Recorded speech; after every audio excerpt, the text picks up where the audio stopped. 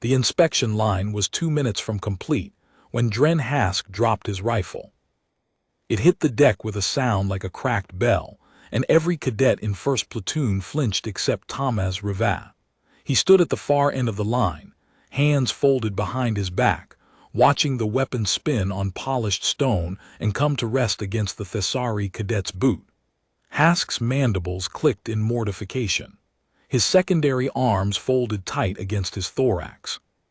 The sound echoed off the curved walls of the northern drill yard, off the polished volcanic stone that Koreth Ven's architects had quarried from the mountains east of the campus 4 centuries ago. Rivat said nothing. He walked the line. He was 46, compact, with a face that looked like it had been assembled from spare parts and sandpaper. Gray-brown hair cropped close, shoulders built not for display but for carrying packs, burdens, the accumulated weight of 2 decades spent turning raw material into soldiers. 2 decades of service on 4 worlds before the Galactic Integration Authority decided that human instructors should be embedded at off-world academies to promote interspecies doctrinal exchange. Rivat had read the posting notice, packed a duffel, and reported to the Koreth Ven Military Institute on Sevar without asking a single question. That had been 11 months ago.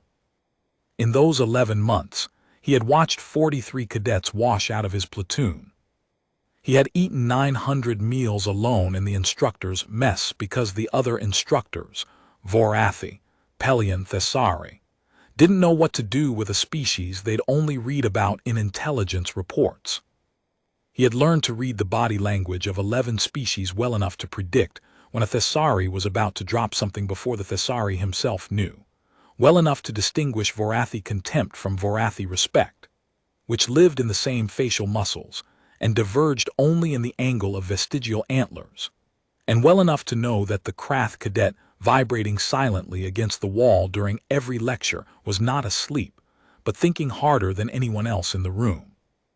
Koreth Ven trained officers for the Sevari Dominion's Combined Arms Fleet. 38 species sent cadets. The Academy's reputation rested on a 91% washout rate and a tradition that the final cohort standing at graduation was offered direct commissions into the Dominion's expeditionary forces. The campus occupied a volcanic plateau on Sevar's northern continent, a landscape of dark stone, thin air, and skies that moved from black to iron gray and back without ever suggesting that a star existed above the cloud layer. No human had ever instructed here. No human had ever been invited. The GIA had forced the assignment through a diplomatic clause that Commandant Tolan had contested for 3 months before accepting with the particular Pelion silence. That meant she intended to prove someone wrong by letting them succeed or fail without interference. Rivat stopped in front of Hask. The Thessari was a head taller than him, built like a compressed spring wrapped in copper-colored carapace, with 4 arms that could field strip a plasma disruptor in 11 seconds flat. 2 primary arms for gross motor function, 2 secondary arms for fine manipulation, the evolutionary result of a species that had spent 60 million years as arboreal predators before descending to build cities. Hask was also, in Rivat's private assessment, about 6 weeks from being an excellent junior officer, if someone could break through the performance anxiety that made his secondary grip spasm under observation. The anxiety wasn't innate. It had been installed. 3 semesters of red flags in a file, 3 semesters of instructors seeing the flag before seeing the cadet, 3 semesters of a label calcifying into identity. Hask's secondary grip deviation had been 8% in his first semester, normal within standard Thessari variants, unremarkable. Then someone flagged it. Then an instructor mentioned it during a drill evaluation. Then a classmate, Rivat suspected Torvin, though the record didn't confirm it, referenced the physiological brief in a way that made the deviation sound like a diagnosis rather than a data point. By the 3rd semester, the deviation was 14%, the file was red, and the cadet who could field strip a disruptor in 11 seconds couldn't hold a rifle steady when someone was watching. "Pick it up," Rivat said. Hask bent, retrieved the weapon, and locked it against his shoulder plate. His mandibles were still clicking shame response, roughly equivalent among Thessari to a human's face going red at the worst possible moment. The clicking would continue for about 4 minutes until the neurochemical cascade ran its course. Nothing Reva could say would accelerate it. What he could do was redirect. You dropped that because you were thinking about dropping it. You were thinking about dropping it because someone told you Thessari have a secondary grip deficiency under stress. Who told you that? Hask's eyes tracked sideways, toward cohort leader Grail Torvin, standing 6 places down the line with his Vorathi chin raised. Torvin's vestigial antlers were angled forward in the resting dominance posture that communicated absolute hierarchical certainty. The Vorathi equivalent of standing with one's hands on one's hips except encoded in bone. It's in the physiological brief, sir. The physiological brief was written by Vorathi researchers, using instruments calibrated for species with 2 hands. They measured a 4-armed grip with a 2-armed scale and called the remainder a deficiency. Noted. Hask blinked both sets of eyelids, the clicking slowed by a fraction. Noted, sir. Good, now hold that weapon until I dismiss this line. He stepped back and addressed the full platoon. 29 cadets from 11 species. They stood in the gray morning light, breath misting in the cold, weapons at present. Behind them, the Academy's central spire rose like a blade of polished obsidian, its surface scrolling crystalline data feeds, atmospheric conditions, orbital traffic, personnel movements. The air smelled of ozone and frozen stone, Sevar's permanent signature from its unusually active magnetosphere. In 4 days, Reva said, you begin the crucible. Nobody moved. The crucible was Koreth Vin's final tactical evaluation, a 72-hour combined arms exercise across the Verath Waste, 300 kilometers of frozen badlands to the north, teams of 6, no orbital support, limited rations. The exercise had killed 11 cadets in the last decade, not metaphorically, frozen or fallen or caught by terrain in ways the safety protocols hadn't anticipated. The Academy carved their names into a basalt wall near the northern gate, deep enough that the wind couldn't erase them. Reva walked past that wall every morning. Before we get there, I need to know something. How many of you think you're ready? Every hand went up. 29 cadets, 29 raised appendages, clawed fists, 4-armed salutes, coiled digits, 1 prehensile tail. Reva nodded slowly. Good, you're all wrong, dismissed. He turned and walked away. Behind him, the silence held 3 seconds before breaking into confused murmur in 9 languages. Commandant Vresh Tolan's office door was open. The Pelion stood behind her desk watching training footage on a holographic feed, Hask's rifle spinning in crystalline slow motion. Your cadet dropped his rifle, Instructor Reva. He did. The physiological brief recommends reassigning Thessari cadets with secondary grip deviations above 12% to non-combat tracks.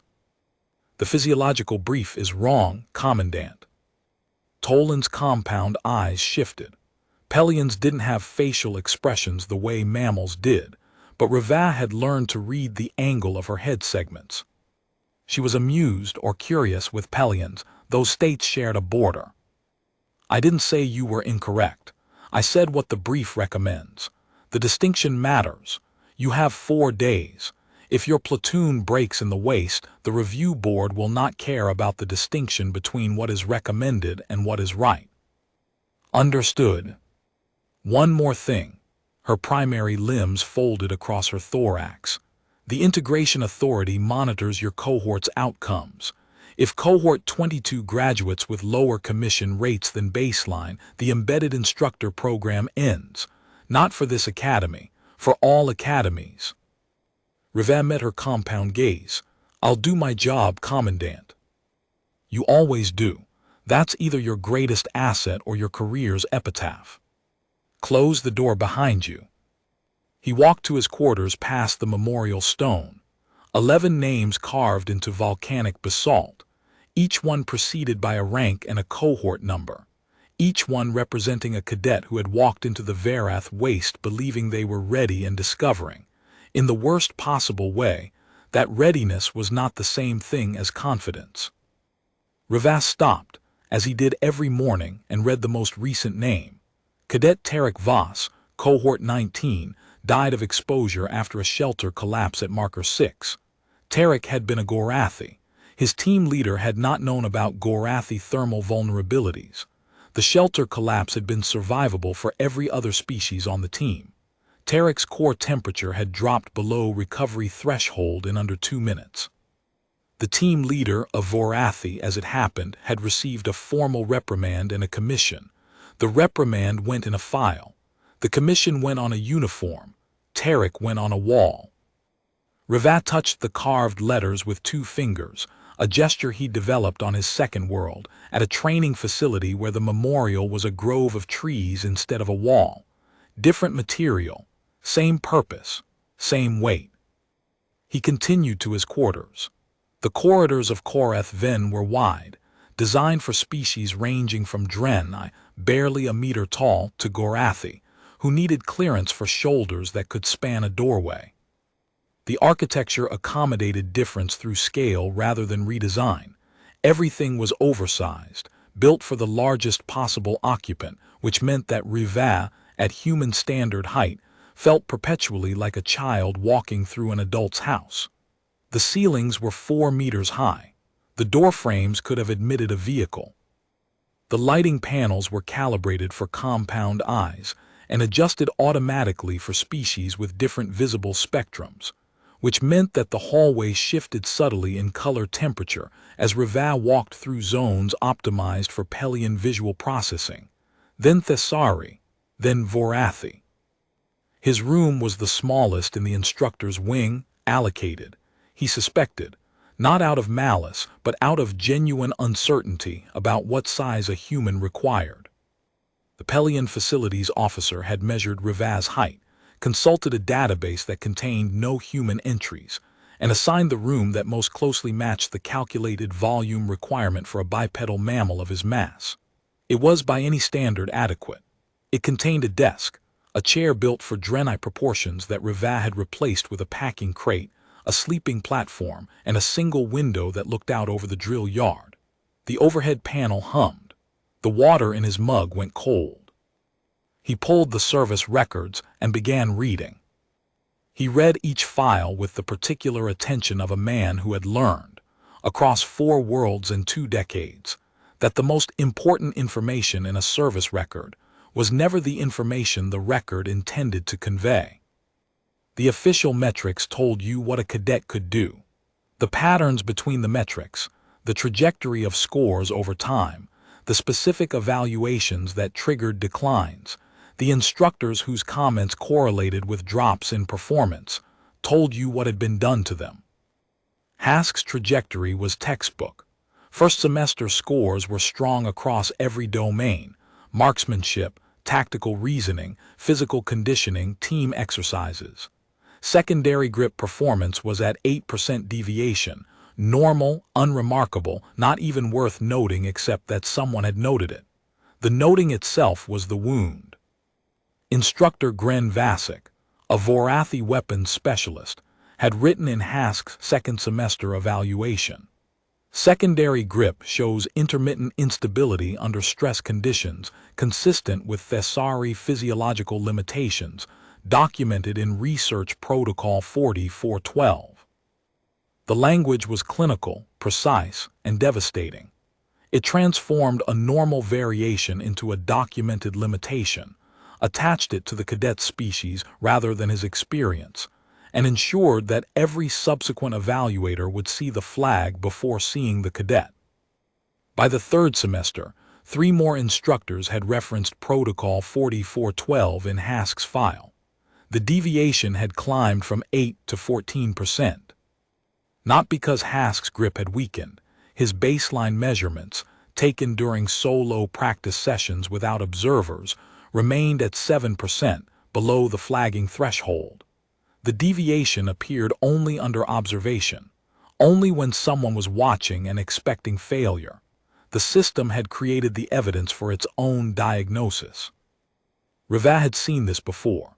On his second posting, at a combined arms training facility on Kelly Station, a human recruit named Dara Vasquez had been flagged for emotional instability under fire after crying during a debriefing session following a simulated mass casualty exercise. The flag followed her for 2 years. Every evaluator who read it treated her with careful condescension, assigned her to support roles, kept her away from frontline training. Vasquez's actual performance under live fire, when Rivat finally cleared her for it, over the objections of 3 senior instructors, was in the 99th percentile. The crying had been a stress processing response common in human neurochemistry.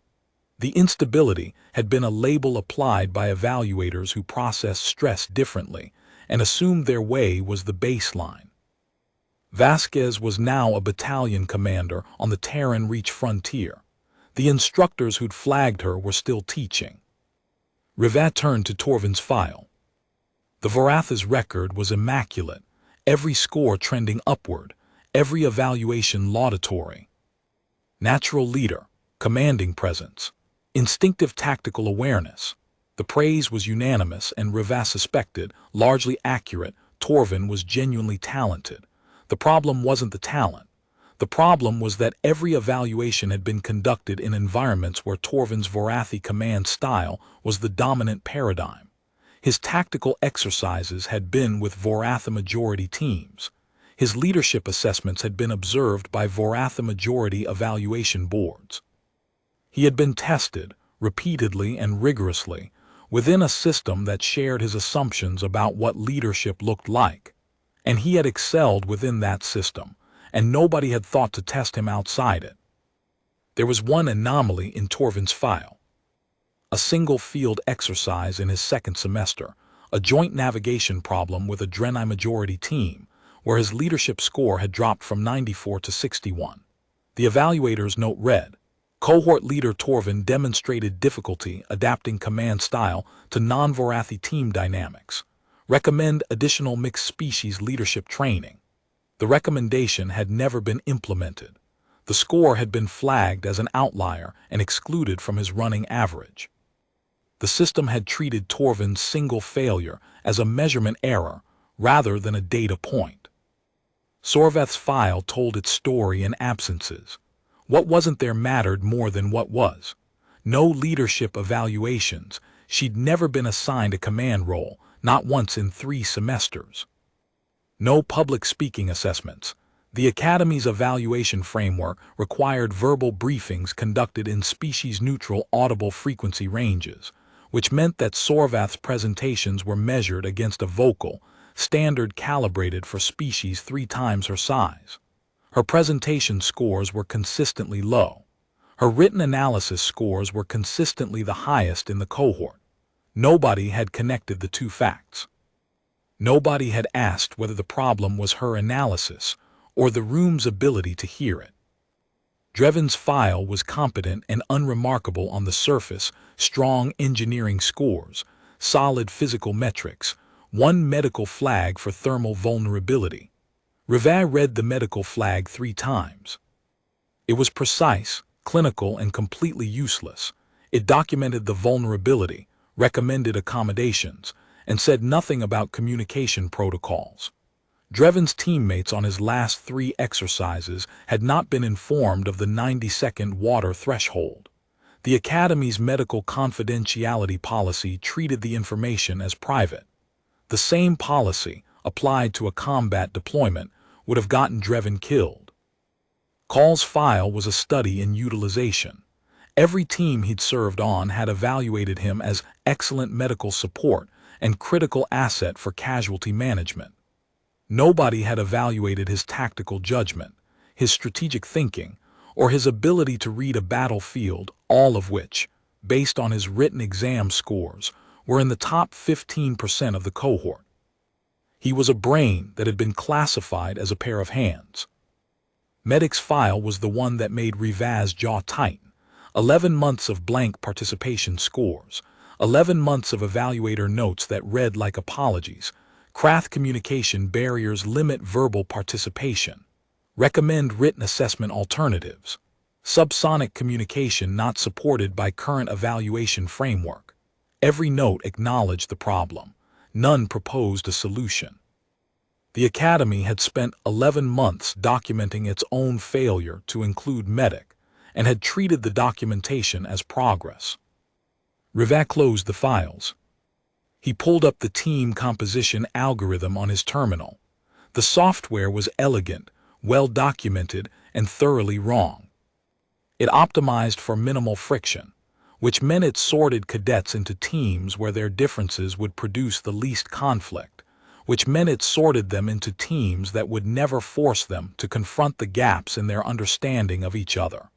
Minimal friction was the enemy of growth.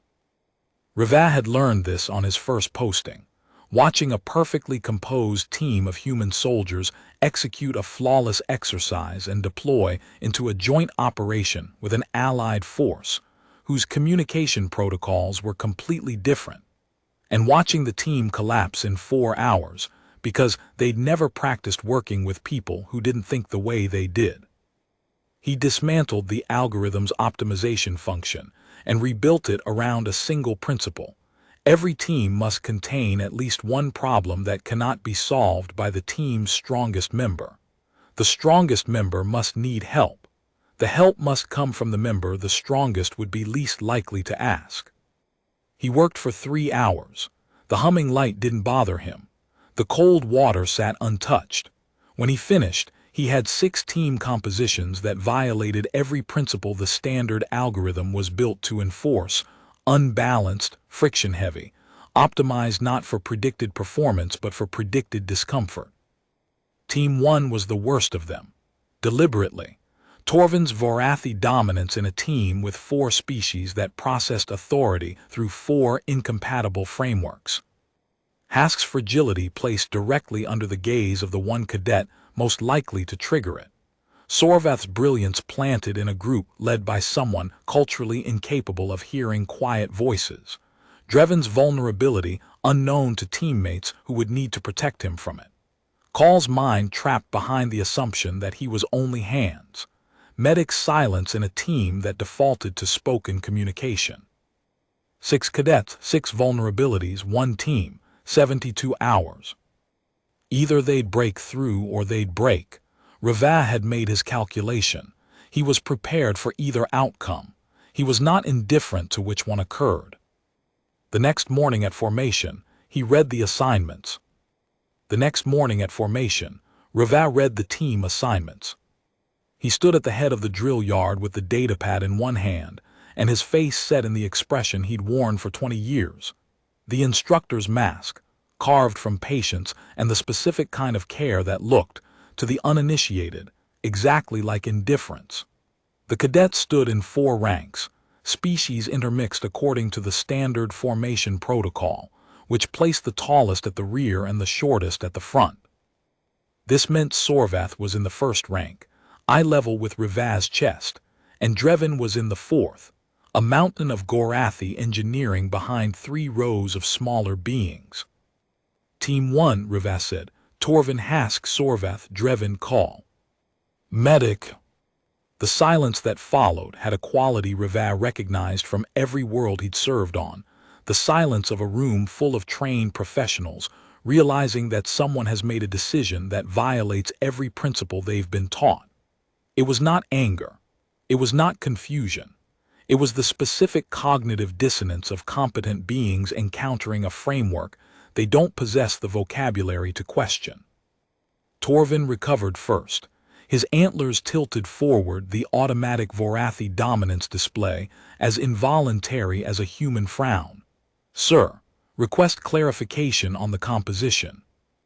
Denied. The composition algorithm recommends balanced species distribution and complementary skill optimization. This team configuration violates both parameters by. The algorithm was written by people who have never bled in a ditch. The algorithm has produced competent teams for 14 years. Competent teams that perform within predicted parameters and deploy into joint operations where their first encounter with genuine difference is also their first encounter with combat. I am not interested in competent. Next team. He read the remaining 5 team assignments without pausing. Each one followed the standard algorithm more closely than Team 1. Not because Reva believed the algorithm was correct, but because he needed a control group, and because he could only manage one deliberate crucible within the crucible per exercise cycle. When he finished, he looked up. 38 eyes, compound lenses, and optical clusters stared back. The teams I just read are your families for 72 hours. You eat with them. You sleep with them. You succeed or fail with them.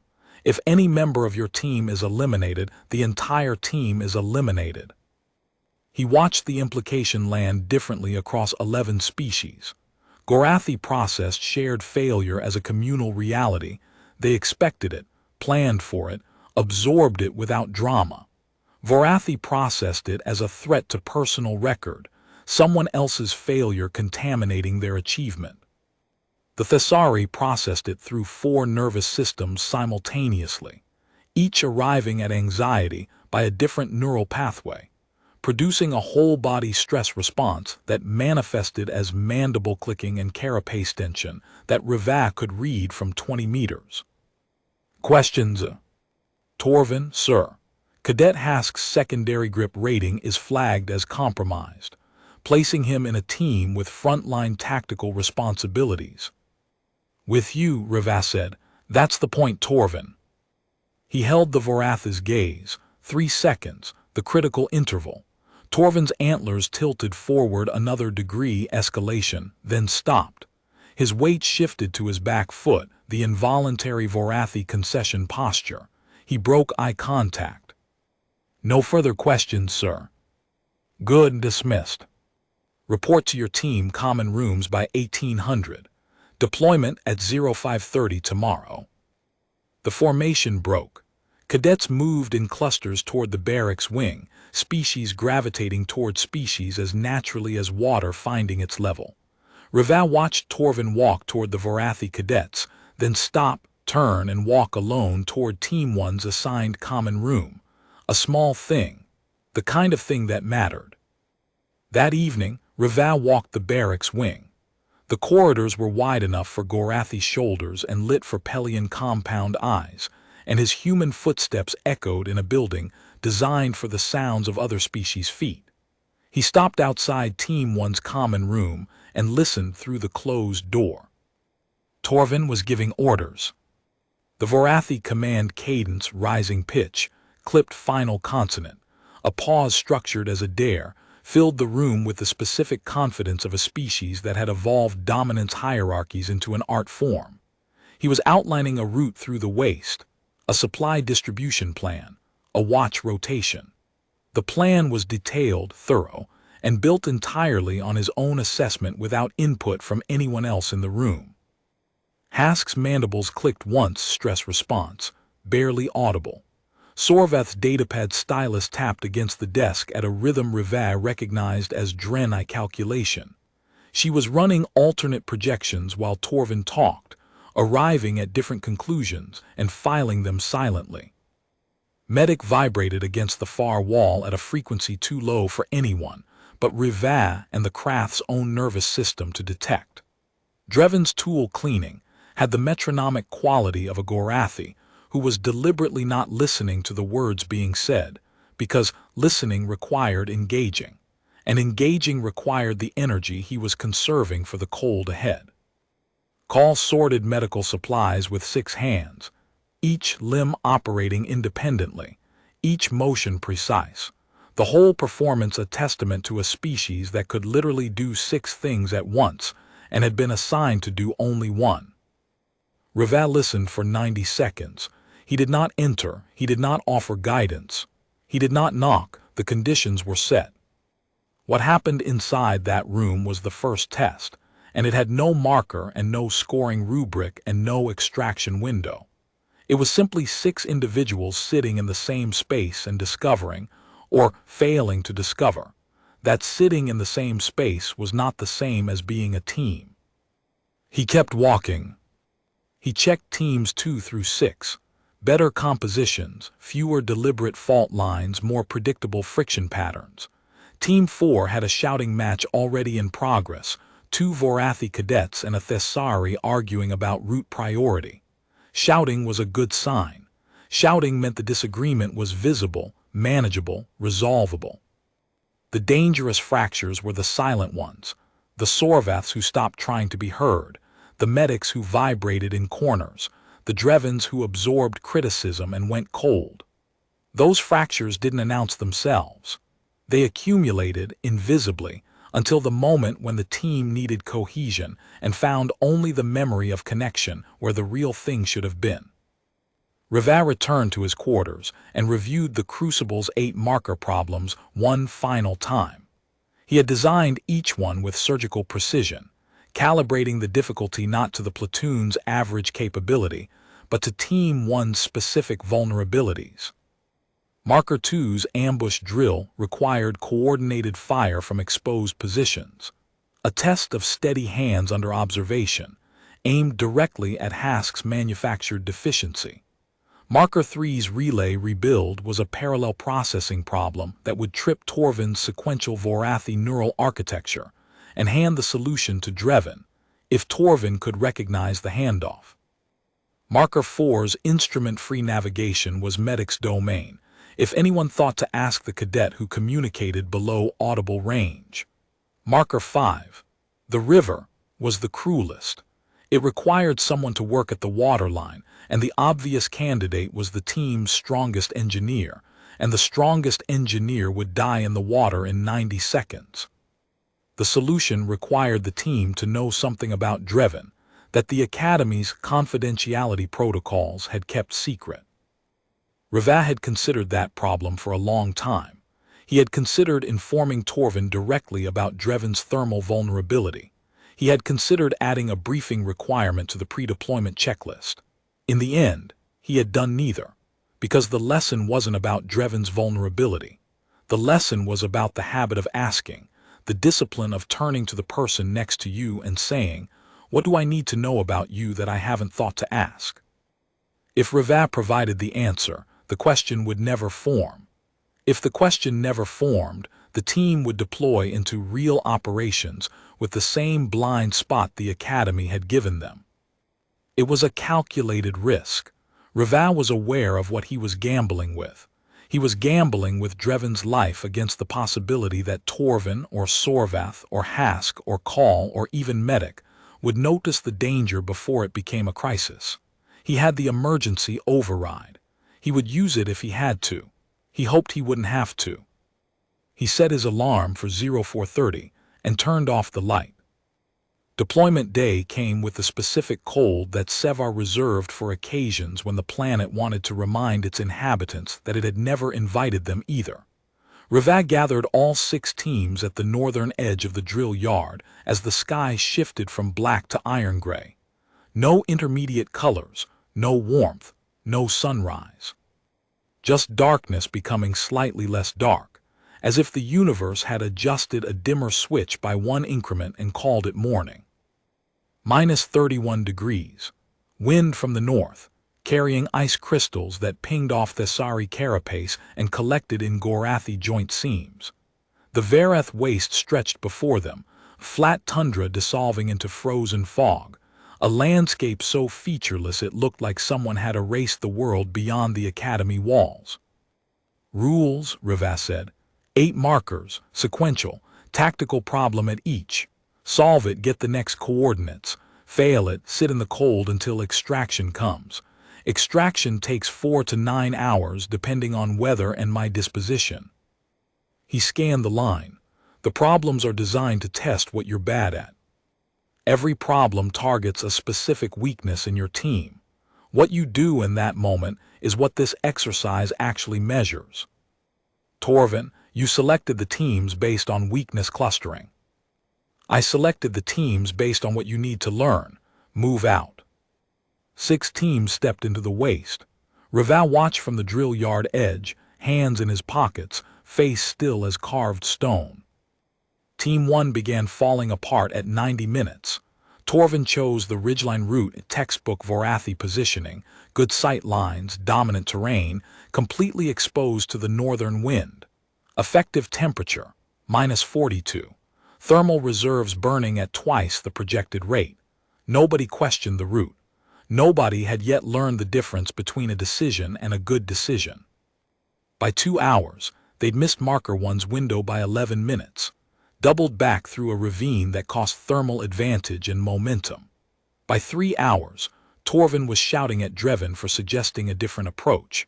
The Gorathi had quietly offered an alternate route through lower terrain that would have been warmer and faster, and Torvin had rejected it with 90 seconds of clipped Vorathi reprimand that accomplished nothing except making Drevin go silent and cold.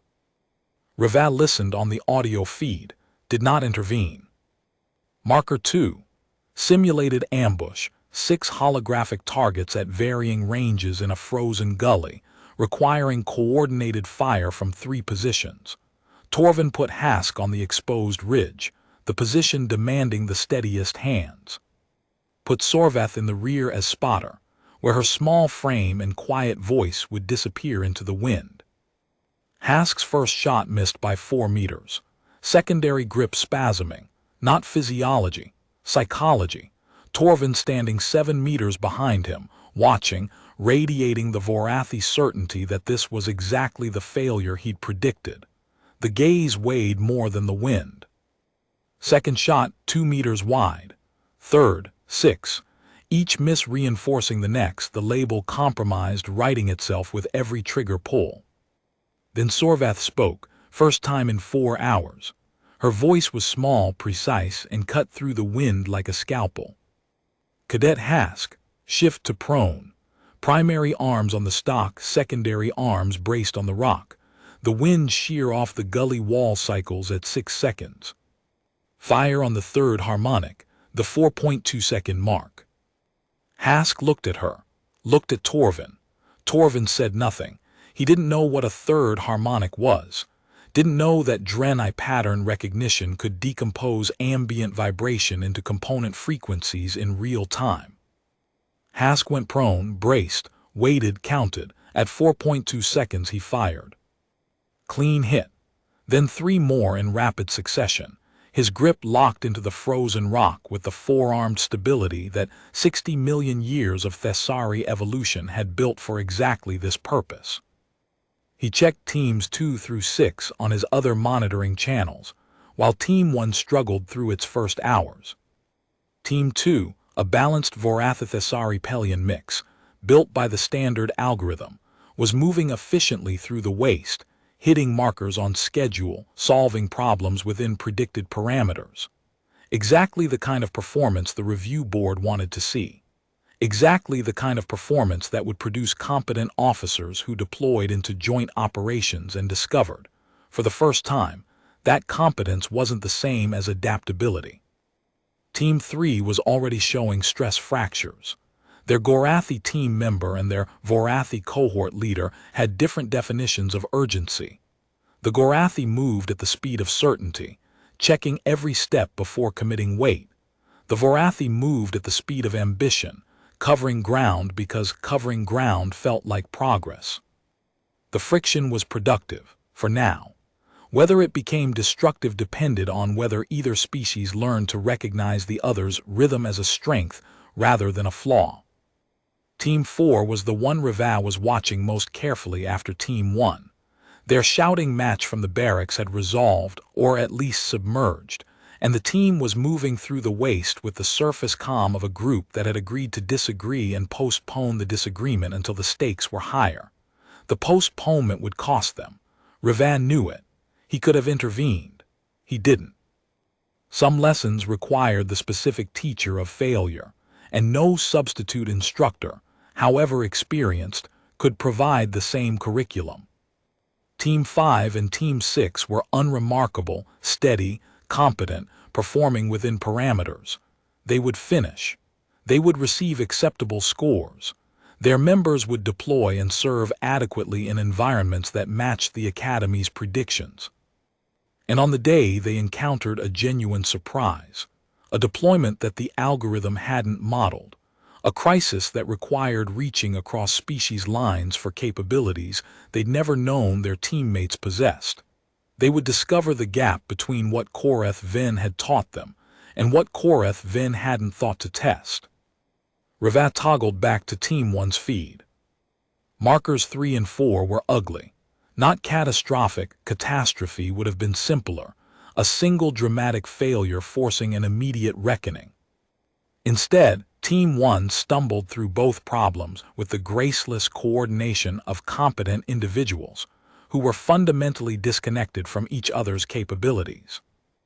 Marker 3 required a communications relay rebuild, a technical problem involving the synchronization of 3 frequency bands across a damaged relay hub. The relay's architecture was parallel, 3 independent signal paths that needed to be calibrated simultaneously, and then linked in a timing sequence measured in microseconds. Vorathi neural architecture excelled at sequential processing. Step 1, then Step 2, then Step 3, each completed before the next began. The relay didn't work that way. The relay needed 3 things to happen at once. Torvin took the task himself. He approached it the way he approached everything, with absolute certainty that his capability was sufficient. He calibrated the first frequency band, then moved to the second, then discovered that the first had drifted during the interval. He recalibrated the first, moved to the second, watched the first drift again. His hands, 2 of them, as all Vorathi had, worked with precision and speed that would have been impressive if the problem had been sequential. It wasn't. Drevin stood 2 meters away. The Goratha's hands, also 2, but each one large enough to span the relay's entire control surface, were still. His engineering training had included parallel system calibration. He had scored in the 93rd percentile on the relay maintenance exam. He could feel the frequency drift through the vibration in the relay housing, the way a Gorathi felt temperature through every surface their skin touched. He could have completed the rebuild in 9 minutes. He said nothing, because Torvin had not asked, and the last time Drevin had offered an unsolicited suggestion, Torvin had responded with 90 seconds of Vorathi reprimand. Ravat watched on the audio feed as Torvin failed the calibration a second time. The Voratha's jaw tightened. His antlers tilted forward, frustration, not dominance, but the postures were nearly identical and the team couldn't tell the difference. Hask's mandibles clicked once. Sorvath's datapad showed a solution path she'd identified in the first 30 seconds. Call's upper right limb twitched toward the relay, a Pelian instinct to fix what was broken, and then withdrew. On the 3rd attempt, Torvin stopped, looked at the relay, looked at Drevin. The moment stretched. Ravat could hear the wind and the hum of the damaged relay and the subsonic vibration of medic mapping the terrain ahead and nothing else. "Drevin," Torvin said. The word came out flat. No command cadence. No rising pitch. Just a name and the implicit admission that the name was being spoken because the speaker needed something he couldn't provide himself. Drevin stepped forward without comment, without triumph, without any of the things a Vorathi would have displayed in the same moment. Gorathi didn't celebrate being needed. They simply were needed, and they responded, and the responding was the entire communication. His massive hands settled onto the relay's control surface and began working, 3 contact points simultaneously, each finger receiving vibrational feedback that told him, in real time, where each frequency band sat relative to its target. 8 minutes and 41 seconds later, the relay was operational. Neither acknowledged the transfer of responsibility. Neither needed to. But the gap between Torvin's admission and Drevin's response had been measured in a single breath, and that breath was narrower than the gap would have been 4 hours earlier. Marker 4 was a navigation puzzle. Reach a set of coordinates using only environmental cues, no instruments. The problem was designed for Medic's subsonic environmental mapping, which could read ground density, mineral composition, and water table depth through vibrations no other species on the team could detect. Torvin spent 22 minutes triangulating from star positions, a method that required the cloud cover to cooperate, which it did only intermittently, leaving him recalculating between breaks in the overcast with an urgency that eroded his precision. The method worked. It produced the correct coordinates. It took 22 minutes in -38-degree cold to accomplish what Medic could have done in 40 seconds. Sorvath, running parallel calculations on soil composition gradients, the way mineral density changed across the terrain, mapping a gradient that pointed like a compass toward the geological feature the coordinates referenced, arrived at the answer in 8 minutes. She put her datapad away and waited for Torvin to finish. She could have spoken, could have said, "I have the answer," could have saved the team 14 minutes of exposure to lethal cold. She didn't, because she had spent 3 semesters learning that speaking produced the same result as silence. Her voice disappeared into rooms dominated by larger species with louder lungs, and the learned helplessness was deeper than the cold. Rival logged it, added a note: Sorvath's silence is a survival adaptation. She has learned that offering correct information produces no outcome except the experience of being ignored. Breaking that adaptation requires an environment where being heard produces a different result. He did not provide that environment. That was the team's job. His job was to build the conditions under which the team would discover it needed to. After Marker 4, Torvin reprimanded Drevin for a spanning tool that had malfunctioned during an approach assessment. The reprimand lasted 90 seconds at crisp Vorathi command voice, each word placed with the precision of a marksmanship score, none of them accurate. The tool's failure was a manufacturing defect in the torque coupling, not operator error. Riva had checked the tool's maintenance log before deploying. He knew. Drevin knew. Torvin didn't know because Torvin hadn't examined the tool. He'd examined the outcome and assigned blame through the lens of hierarchy rather than evidence. Drevin absorbed it. Gorathi stoicism was not silence. It was the deliberate decision to process conflict internally, to metabolize it through the same systems that regulated body temperature and structural homeostasis, systems that ran slow and cold, and didn't produce the visible emotional output that species like Vorathi interpreted as engagement. To Torvin, Drevin's stillness read as either compliance or indifference. Neither was correct. What was actually happening inside the Gorathi was the careful, patient cataloging of evidence. This leader does not understand me. This leader assigns blame without investigation. This leader prioritizes his own certainty over his team's reality. The cataloging was not anger, it was data. Gorathi didn't waste heat on anger, they spent it on conclusions. The temperature was -38. Drevin's core temperature dropped 2 degrees during the reprimand, stress response, metabolic slowdown, the Gorathi body conserving energy by reducing output when threat was detected. The threat was not the cold.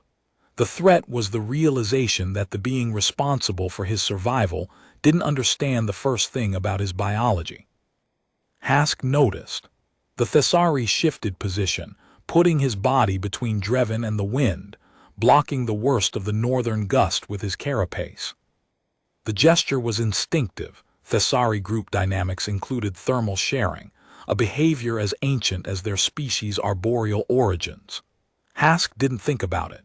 He saw a teammate going cold and he moved. It was the most competent thing anyone on Team 1 had done all day, and it appeared in no metric, no evaluation, no assessment framework. Call noticed too. His upper right limb ran a thermal scan on Drevin, unnecessary, since Call had memorized Gorathi thermal thresholds during his first semester, but the act of scanning communicated care in a frequency that Drevin's Gorathi emotional architecture could receive.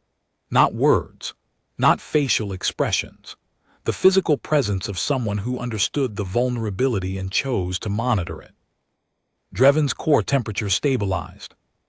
Not because the wind had changed, because 2 teammates had, without instruction or coordination, positioned themselves around a vulnerability that neither had been informed of, but both had noticed. The Academy's confidentiality protocols had kept Dreven's thermal data private. Hask and Call had arrived at the same conclusion through observation alone. Reva logged both gestures. The assessment framework had no field for them. He logged them anyway. At the 12-hour mark, mandatory rest. During the rest, Medic vibrated in his sleep, a different frequency from his ranging vibrations, lower and more rhythmic. Call noticed, tilted his head to better catch the subsonic pulses through his auditory implants. "He's dreaming in sonar," Call said quietly to Sorvath. "Mapping terrain ahead while he sleeps." Sorvath studied the craft, then her datapad. "Can you track the frequency shifts, cross-reference them with his conscious ranging results?" Call considered. "If I can map the patterns to outcomes, we'd have a subsonic scout that works in any condition, whiteout, darkness, zero visibility, and a translator the rest of the team can read." "Build the reference." Sorvath turned back to her calculations. Neither told Torvin, not rebellion, the pragmatic mathematics of cadets who'd learned that completed solutions survived better than suggestions. 16 hours in, marker 5, the river. 20 meters of black water running fast under thin ice. Simulated casualty beacon on the far bank. Build a crossing from environmental materials. Frozen scrub, rock, ice blocks, emergency line. Torvin planned a cantilever bridge.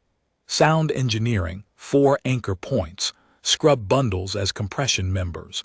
Emergency line as tension reinforcement.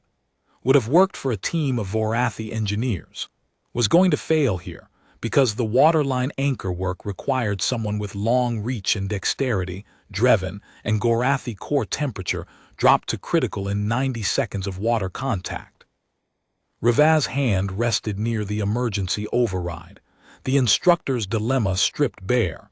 He'd pressed that button twice in 20 years, both times to save a life. If he pressed it now, they'd learn nothing. If he didn't, Dreven could shut down in 90 seconds, and the nearest medical facility was 40 minutes by transport. Sorvath solved it, stepped forward, put her small hand on Torvin's forearm. "Cohort leader, Dreven can't touch the water. My body mass is low enough for the scrub bridge to hold before the anchors are set. Let me cross first with the line." 3 seconds of silence. The water ran black beneath the ice. Torvin looked down at the Dren, 3 times smaller than him, offering a correction that required him to accept 3 things simultaneously. That he'd missed a critical variable, that the smallest member of his team had caught it, and that her modification improved his plan rather than replacing it. "Proceed." Sorvath crossed. Scrub bending under her weight but holding. She secured the line on the far bank, driving anchor stakes with a rock because none of the purpose-built tools fit her hands. Dreven stayed dry, core temperature stable. Hask followed, 4 arms distributing weight with evolutionary grace. Call next, medical kit elevated on his uppermost limb. Medic. Torvin last, the heaviest, the bridge groaning but holding because Sorvath had placed the anchors at precisely the stress points her pattern recognition had identified. Casualty extraction on the far bank, 11 minutes. Hask assisted Call with bandage application, his secondary hands steady, precise, and completely spasm-free. 16 hours, 42 minutes. That was the moment Team 1 became a team. The change was not dramatic. No speech, no handshake, no catharsis. Torvin started asking questions. "Sorvath, what's the eastern approach?" "Hask, what do you see from elevation?" "Dreven, can your toolkit handle this?" Stiff, awkward questions, each one costing him something in the Vorathi currency of certainty, each answer proving the investment was worth it. Marker 6, subsurface detection. Locate a buried supply cache. Torvin looked at Medic, the Krath who had barely spoken in audible frequencies for the entire exercise. "Medic, your subsonic ranging. Can it penetrate frozen ground?" 11 months at the academy. Nobody had asked him to use his primary sensory capability in a team context. Nobody had thought to. He crouched, hands on frozen earth, eyes closed. A vibration deep enough that Rivaf felt it in his molars. 14 seconds. Medic stood and pointed. Southwest 42 meters, depth 1.3 meters. They dug exact location. The next best team took 41 minutes. By Marker 6's completion, Call had built enough cross-reference between Medic's frequencies and environmental results to read the craft's basic scans: close, far, solid, hollow, moving, still. Two species never designed to communicate, building a shared sensory vocabulary in real time from raw necessity. Marker 7, 31 hours in, the hardest problem, mass casualty extraction, 5 simulated downed cadets scattered across a debris field in whiteout conditions, 40-minute window. Torvin looked at Sorvath because she could see the pattern. She assigned positions. Medic ranging through whiteout that would have blinded visual search for another 20 minutes. Hask on overwatch, rifle steady despite cracked thoracic plate. Drevin anchoring the extraction sled he'd improvised from salvage at Marker 6. Call triaging 3 casualties simultaneously with 5 functional limbs. Torvin and Sorvath running retrieval. Nobody questioned it. Torvin moved to his assigned position before Sorvath finished speaking. 33 minutes. No other team finished under 40. Team 3 didn't finish at all. Between 7 and 8 in the frozen dark of the second night, Team 1 hit the wall. Not a design problem. The wall every team hits when fatigue turns decision-making into a lottery, and the body starts making choices the mind hasn't authorized. Hask's carapace cracked along a thoracic plate. Not dangerous, self-sealing within hours, but painful. The pain destabilized his grip in a new way. Not the old spasm, but a compensation pattern, his motor control rerouting around the injury. Call was there. 6 limbs in the dark: thermal pad, sealant, vital monitor, wind brace, light source, 1 limb resting on Hask's forearm. The contact communicated what words couldn't: I see you. I know where it hurts. Hold still. Hask held still. His secondary arms relaxed into the Pellion's care with a trust that would have been impossible 20 hours earlier. The grip steadied, not because the injury healed, because someone who understood the injury was present, and that presence changed the calculation. Torvin organized the team. No shouting, no posturing, quiet instructions: watch rotations, shelter configuration, thermal reserves against remaining distance. He took first watch himself, sat in the freezing dark with frost-rimmed antlers for 3 hours, watching over 5 sleeping cadets from 5 species. Hour 58, Marker 8, the final objective. Rivaf was there, standing in the wind, when 6 cadets came over the ridge. They moved in a formation no tactical manual had ever described, but that worked. Each member positioned where their specific capability was most useful. Each gap covered by the team member best suited to cover it. Torvin on point, checking towards Sorvath every 30 seconds. Hask in the protected center, rifle steady. Medic's vibrations mapping terrain continuously. Drevin carrying combined gear on an improvised frame. Call on 5 limbs with medical kit ready. They looked like hell. Frost-damaged antlers, cracked carapace, emergency tape, amber thermal readings, twice-repaired splints. They also looked like a team. The kind that forms in the field, held together by shared exhaustion and the specific trust that comes from watching someone do the thing you couldn't do yourself. Rivaf walked the line, stopped in front of Torvin. Cohort leader, report. Team 1, 8 markers achieved, all members present, no casualties, no eliminations. Rivaf looked at each of them, one by one.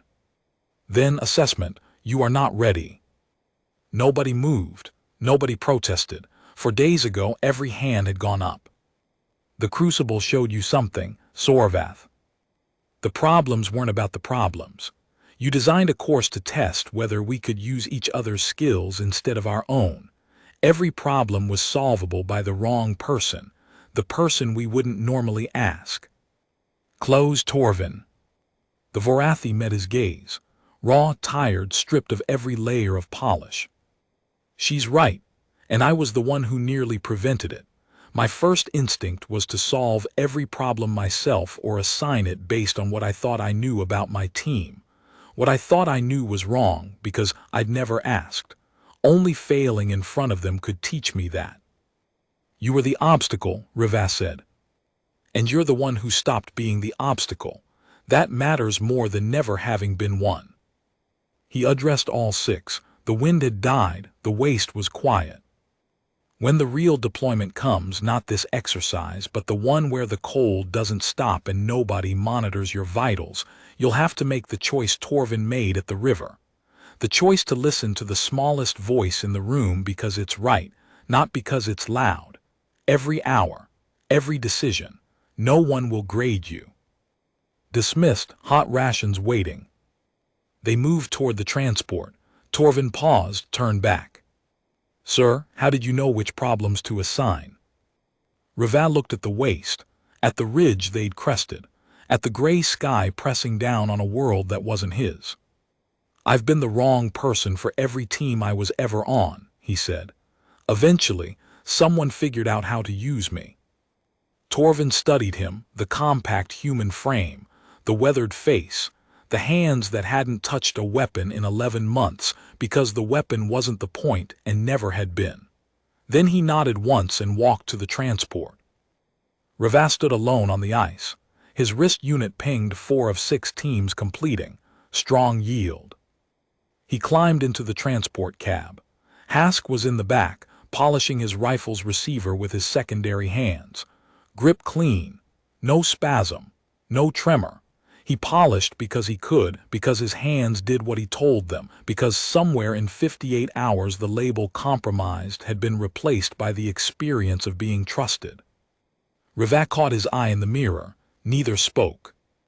The transport rolled toward Korath Ven, the spire resolving through snow like a dark needle against gray. At 08 the next morning, Rivas debriefed the full cohort, team by team, marker by marker. He didn't praise Team 1, didn't single out Sorvath's river crossing or Medic's subsonic detection or Torvin's hard-won questions. He presented data with the same flat face he'd worn on the drill yard and let the cadets draw their own conclusions. The conclusions belonged to them. That was the point. Afterward, Tolan found him in the corridor. 4 out of 6 strong. Could have been 5. Team 3's breakdown was a composition error I should have anticipated. Your reports are due end of week. The review board wants commission recommendations. She paused. They'll also want your assessment of whether the embedded instructor program should continue across Dominion academies. Rivas looked at her. Her compound eyes were steady, unreadable, but the angle of her head segments had shifted, the same configuration she'd shown 11 months ago when she'd accepted his posting. Not approval, not resistance, the willingness to be surprised. I'll write what I see, Commandant. You always do, Instructor. Close the door behind you. That evening, alone in his quarters, he typed his assessment for 2 hours. He gave the review board everything they required: integration scores, completion times, performance deltas, individual metrics for each of 29 cadets. The quantified evidence of competence. The institutional language of systems that understood individuals with extraordinary precision and understood none of them as parts of something larger. At the bottom, below the data tables and the standardized evaluation frameworks, he added a single line that he knew the review board would skim past, and that mattered more than everything above it. Recommend all 6 members of Team 1 for commission, not for individual performance, for the decision, repeated under duress, to trust someone who was not like them. He saved the file, closed the terminal, drank the cold water that had been sitting on his desk untouched since that afternoon, as every glass he poured eventually went. Outside, snow was still falling on Korith Vin. The drill yard was empty. The waste was silent. Somewhere in the barracks, 29 cadets were sleeping the deep, heavy sleep of people who had learned something that would take years to fully understand, and that would save lives they couldn't yet imagine, on deployments to worlds they hadn't yet been assigned, beside species they hadn't yet learned to need. Ravat turned off the light. In the morning, he would stand at the front of the drill yard with his hands behind his back and his face like carved granite, and he would look at the cadets who remained, and he would begin the next phase of the patient, brutal, necessary work of showing them who they were not yet, and then, piece by piece, making them so.